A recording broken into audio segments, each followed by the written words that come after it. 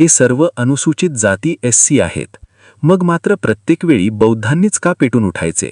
रस्त्याची लढाई आपण रस्त्यावर उतरून करतो, दुश्मनी बौद्ध घेतो आणि फायदे सर्व अनुसूचित जाती SC घेतात.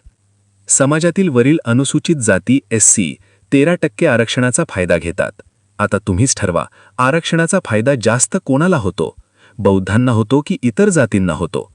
म्हणजे नुकसान कोणाचं होणार आहे हे तुम्हाला लगेच समजेल. फक्त बौद्धांकडे बोट दाखवू नका. आरक्षण जर रद्द झालं तर बौद्धांचे कमी नुकसान होईल आणि इतर जातींचे जास्त होईल. आपणच मागासवर्गीय नाही तर जे आपल्यासोबत 13% आरक्षणाचा लाभ घेतात ते पण मागासवर्गीयच आहेत. अशा सर्व लोकांनी रस्त्याच्या संघर्षाला उतरलं पाहिजे. या 154 जातींपैकी फक्त बौद्ध समाज हक्क आणि अधिकारासाठी रस्त्यावर उतरतो. अशा लोकांसाठी मेसेज शेअर करा, जे आरक्षणाचा लाभ घेतात पण हक्क अधिकारासाठी रस्त्यावर उतरायला मागे सरकतात आणि स्वतःला मागास समजून लाजतात. जय भीम. नमो बुद्धाय.